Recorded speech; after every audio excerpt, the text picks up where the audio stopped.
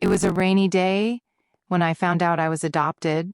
I was only 6 years old, sitting in my father's study as he wiped away his tears. I had never seen my father cry before. He was always strong, stoic, the rock that kept our family grounded.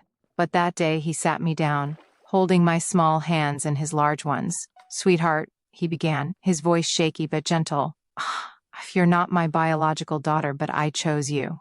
I adopted you, and I promised your mother that I'd raise you like my own. You're my daughter, always." I didn't understand what that meant at the time, but I knew it was something important, something special. My father's words wrapped around me like a warm blanket. Little did I know then that those words would become the anchor that would keep me grounded through years of pain and loneliness. Years passed, and my life, which had once been filled with laughter and warmth, became colder. My mother and siblings resented me, resented the fact that I wasn't one of them. They made it clear from a young age. I would never be treated as an equal, no matter how much I tried to fit in. When my father passed away suddenly, the resentment escalated. His absence was a vacuum that seemed to swallow everything around me. My mother's coldness grew, and my siblings? They barely spoke to me. I was left alone in a house that used to be filled with love, now filled with tension and silence. The final blow came when I received my college acceptance letter. I had worked hard for this, spent sleepless nights studying, writing papers, and dreaming of a better life. But when I showed the letter to my mother, expecting some sort of recognition, she barely glanced at it. "And you're on your own now," she said flatly, "and she'll figure it out. Don't ask me for anything." I was stunned. My heart sank, and my dreams felt like they were slipping away from me. No support, no encouragement, not even $1 for my tuition.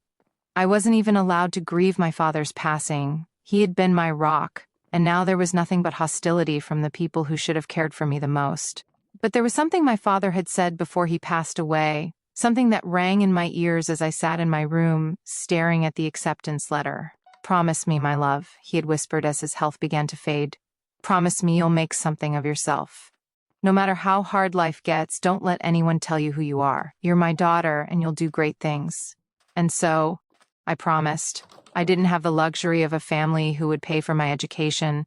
I became a working student. I picked up odd jobs, from waitressing at a local diner to cleaning offices at night. Every spare minute was spent in the library, studying, working toward my dream. The years were long and the struggle was real, but I never gave up. I couldn't afford to. And all the while, my promise to my father never wavered.